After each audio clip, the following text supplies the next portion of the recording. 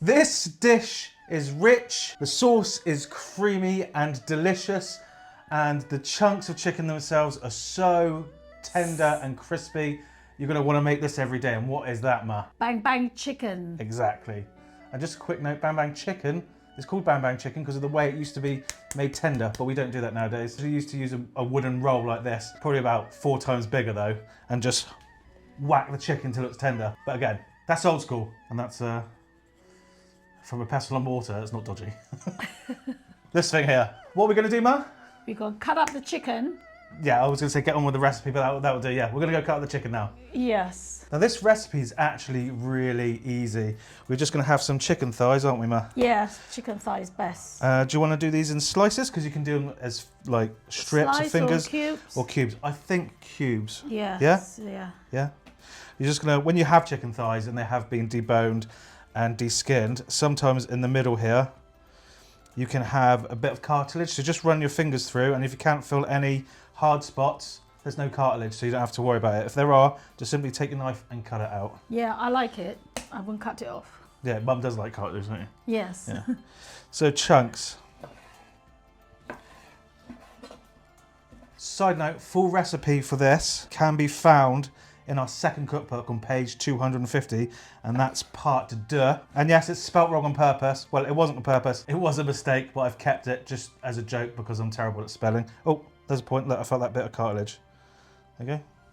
That worked out nicely. I'm so used to doing that. I was doing that while speaking to you, not even actually thinking about it. Do you know what I mean? Yeah. Just in, yes. So second nature. Yeah, now, second nature. Yeah. Which is why sometimes we often remake videos because we missed out things first time, and also we also like to show you all the different kinds of recipes because one dish will have 3 or 4 major variations of, so we like to cover them all. So you can pick which is your favourite. Back to what I was saying.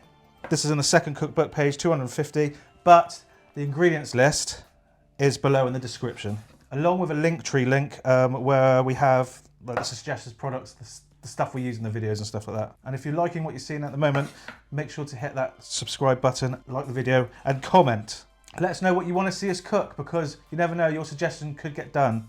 Yeah, don't forget. Yeah, okay, that's more than enough. Might as well just Yeah, might as well cut it all, yeah. When that's done, we're gonna get a bigger bowl. Yeah, go on, yeah. Cheers, Mum. Thank you very much. Very, very professional of you. Can you see? And I'm gonna go wash my hands, because I know someone's gonna comment, why don't you wash your hands? We don't show us washing hands on the camera. That doesn't make sense. Firstly, we're gonna put a load of what into this, Ma? Plain flour. Yeah. Salt. Yeah. Wait, before you say it, think about what you're going to say, okay? 1, 2, 3. Hashtag MSG massive. Yes. Nice one, Ma. Onion powder. Garlic powder. And the base of this is really flavoury. Yes, I can already smelling it. It smells fantastic, doesn't it? Yeah. So here, this is unsmoked paprika. You can use smoked paprika. Paprika. God. Paprika. Paprika. Thank you, Ma. You can use the smoked variety if you want. It will change the flavour quite dramatically. You'll probably need a bit more garlic and onion and stuff like that because it will mask those flavours quite a bit. But if you're using the normal paprika that hasn't been smoked, then yeah, just the quantities below will be enough. Black pepper. Yeah. So now that's all in there. We're just going to mix this together. You just want to coat this.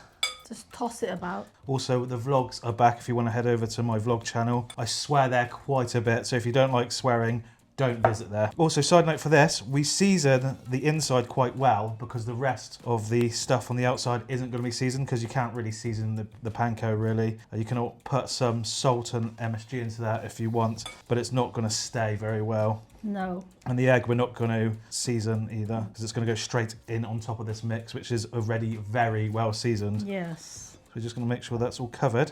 What the flour actually does is help the egg stick. Need to beat up the egg, yeah? Need to beat the egg. I'm not going to go beat up an egg. Yeah. We just got an egg. Oh. Whoa. That's a live one. Yeah. I'm just going to whisk it. Whisk it until it's fluffy out. If you find that this isn't enough egg for your mix, which you can, especially if you cut them small because there's more surface area to cover. So if your chicken is cut smaller, you will need more egg. You're just going to have to eye it, and you can add more egg later. Just this egg is just going to go straight back in. Yeah, we're putting the egg yolk in today. Yeah, because we're not relying on this to go crispy. Yeah. So I'm going to mix this up and I'm going to check to see if I need another egg. I don't think I am. No. I think that should be plenty. Smells amazing. Yes, I could already smell it. Yeah, that's mixed well. If you want to get extra flavour into this, let that sit in the fridge for about 20 minutes. Overnight, obviously, for best results. Now, you can use chicken breast for this, but if I was going to use chicken breast, I would actually add some bicarb into this mix. Probably about a 1/6 teaspoon of bicarb for the amount of meat we have. It's just because chicken breast goes quite dry and tough, and especially when it's deep fried. Also, with chicken thigh, because it's so fatty, it actually stays moist, so you don't actually need it. And we're obviously not going to be banging the chicken about with a wooden mallet. Yeah. Because we don't need to. So what have we got here, Ma? Panko. Yeah. You can use any breadcrumb you want, really, but pankos are really good for this. I'm just going to throw all the chicken into this mix. You can actually just use like a dry batter over the top of this. And then we're just going to coat these. If you find a big bit, fold it in. You might just pull it apart. Not pull it apart, pull it open. Yeah. You also want to pull it to make sure that they're not two bits stuck together. It's not really an issue if they are, to be honest. But if you see it when you're frying, just break it away. If you want them really breaded, you can, of course, then dip these back into egg and then bread them again. But today we're not doing that. Comment if you'd like to see that in another video. When these are done, you just want to squeeze them a tiny bit and then take them out or put them somewhere else. That way you can make sure you can move around. Get a bit more onto the chicken. Yeah. Here's a good example. That's long. I'm not sure if that's 2 pieces or... Oh, it is 1 piece. I'm going to leave it like that. Right, so now that's done. We're going to cook these off. We've got some veg oil on here and we want it to be at around 170 to 180 degrees C, so about 356 degrees Fahrenheit. This should be up to near temp. A good trick is to get like a toothpick, however you pronounce it, or just a chopstick and then place it in, and if it starts bubbling, then you know the oil is around the right temperature. Also, it needs to be a fresh chopstick, as in come out the drawer or a packet. The second time round, you would have evaporated all the moisture out of it that would have been bubbling in there, so it wouldn't be as accurate. We're going to place these into the oil. Yep. Again, as always, you place them away from you so that any splashes go that way and not this way. Nice and easy. They can probably all fit in, to be honest. What do you think, Ma? Oh, I think, well, yeah, I think so. Yeah? Yeah. If it's too much, you can always fry twice, yeah? Yeah, do it in 2 batches. Maybe it's enough. Yeah. Trusty spider sieve as always. You don't want to touch them too soon as they go in, but there's a fine line because you also don't want them to sit on the bottom too long so they burn on the underside. Because if you touch them too soon, you'll knock all those pankos off. If you wait too long, they'll be what, Ma? Burn! Yeah. You do not want that. Browning nicely. Yeah. So these will definitely be done when you probe them and the internal temperature is over 80 degrees C or around 176 degrees Fahrenheit. Because these are small nuggets, they won't take that long to cook through, will they, Ma? No, it's about 6 minutes. Yeah. Then it all depends on how big you cut your chicken, right? Us is about 6 minutes like that. Yeah, because obviously the thicker you cut them, the longer they're going to take. These are looking nice and golden brown now. Yeah.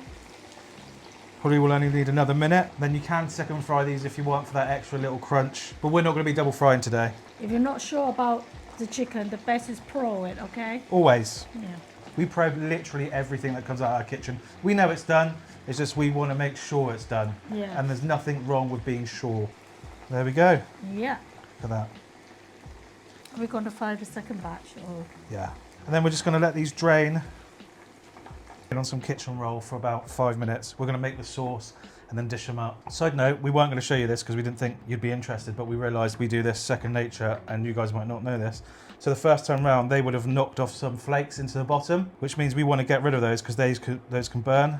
And we use like a tiny sieve like this just to strain through the oil because these will just keep getting darker and darker with every batch you do. So you want to try and take them, well, as much out as you can. And you don't want little black dots all over your food because they will make it taste burnt. Yeah, it's not black sesame seed, all right? Yeah. Okay, that'll do. Couldn't wait to try it, could you? You probably can't hear, but because of the pankos are so dry, you don't really need to second fry. Again, if you feel you need to, by all means do. We haven't said that this word for quite a long while. Cooking is Perception. Yeah, okay. We haven't said that yet. Cooking is perception. Not deception like Mum once confused perception with. Cooking is perception, yeah. Or subjective. It's what you want. We're just going to finish off the second half of a batch and we'll be along after to make the sauce. The sauce could not be easier. Now don't try and match our quantities that we're going to be putting here with the quantities that are below. It won't look right because we're making quite a lot, as we've got to take photos of this as well. So I'm making like nearly 3 times the amount that the recipe below will make. I hope that makes sense. Does it make sense? Yeah, it does make sense to me. This recipe couldn't be any easier. And why is that, Ma? Just mix it together. Yeah, and then pour over it. We do not need to cook it. So it's like an instant sauce, really. Yeah. Well, instant. It's quicker than normal. Yes. Did I say what that was? No. That's mayonnaise. So I've been adding mayonnaise to this. Well, most of them can tell what is mayonnaise. Yeah, but you never know. Like, it could be anything, to be honest. It could be... Cheese spread. Yeah, it could be cheese spread. Highly unlikely, but...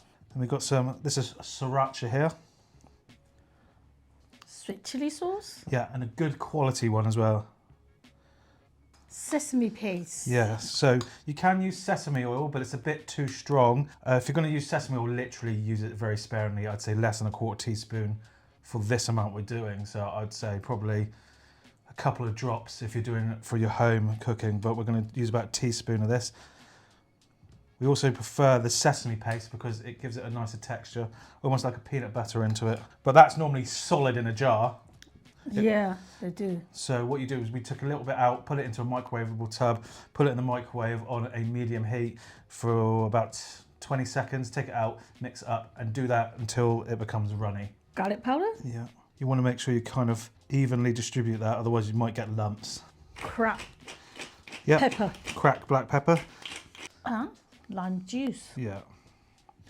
You can add salt and extra MSG to this if you want, but there's so much salt and essentially yeast extract, which is the coward's form of MSG because they're too scared to actually add it because of the hate they might get. You don't need to add much more if you don't want to. To taste, you can add it to taste, as you say. Yeah, Ma? Yeah, that's right. Yeah. Of this Watching the juice coming up. Now, some places or people will add chili chow, which is essentially a chili oil, to this mix as well, but we actually like to add it over the top. Drizzle on top. Yeah, I mean, to be fair, I haven't put this in the book version because most places aren't going to be doing that, but it is really nice, so we will be drizzling this over the top today. And then just to finish the sauce off, you just mix it all together. It's essentially like an Asian Mary Rose sauce, isn't it? Or Thousand Island sauce, Yeah. isn't it used to call? Yeah. Can anyone remember the most famous of the prawn cocktail? Well, it's a thing, isn't it? Yeah. When you go out, you've got to have the prawns cocktail. Wow, that's really special. I hate prawn cocktail because I hate seafood, but If you like it, you like it, huh? yeah, and bear in mind, it's not the flavour, it's the texture I can't stand. Yeah, so a lot of people don't like the texture of the prawns. Yeah. So that sauce is made now. We're going Yeah. to go to finish this dish, and that is simply to cut up some curled leaf parsley. You can have this as fine or as non-fine as you want. You can have it whole on the top. It's for colour, really. Yes, So what- entirely up to you. Yeah. I'm normally not a fan of parsley chefing because it's just a way to make something look good without adding any extra flavour, really. But it's how it comes in takeaway, so that's what we're doing today. I'm just going to put these lovely morsels into here. I am using my hands and not gloves because it's just me and Mum eating this. For some reason, people think we're serving this in our restaurant when we cook here right then and there. We're not. We're at home. Yeah, calm down. As you can hear, very crispy. Hitting together is bang bang. Yeah, that's Bang where... bang. Bang, bang, yeah. Bang, bang. That's Mum's favourite movie is Kill Bill 2. Kill Bill, is it? Yeah, Kill Bill. It's just weird that is your favourite movie. Have any of you watched Kill Bill? It's a long time ago, that movie. Not that long. Yeah, about 20 years. Is it? Yeah, God, that makes me feel old. just a sauce over it now. Yeah, just going to drizzle it over the top. This is where you can pretend you're Gordon Ramsay. Yeah, you've got When to you're put it a bit flaring the- higher, yeah. Another salt like that. I might have to stand on a high chair to do that then. We've got our parsley that we're going to put Yeah. over the top. Again, this is, to be honest, optional, the parsley. Just, It looked good in the picture. yeah. Chuck a little bit more salt over the top for seasoning. Then what these ma? A bit of a chili flag. Yeah. Like we said, we're going to drizzle some chili chow, and now we're doing it. This is what we say is what we do. So just a little bit over the top, not too Yeah. much. Again, chili chow can be quite hot for some people, so if you don't like chili, don't even try it. Yeah. And there we have it. Yeah, bang bang chicken. Mum, I don't think if you tried this one before. I think this is relatively new on the takeaway scene, the bang bang chicken. So I'm not sure if Mum has actually tried it. Have you? No, I haven't. I heard about the bang bang chicken. Yeah. But no, I haven't tried this version. Ready? Okay, yeah. Go on. Cheers.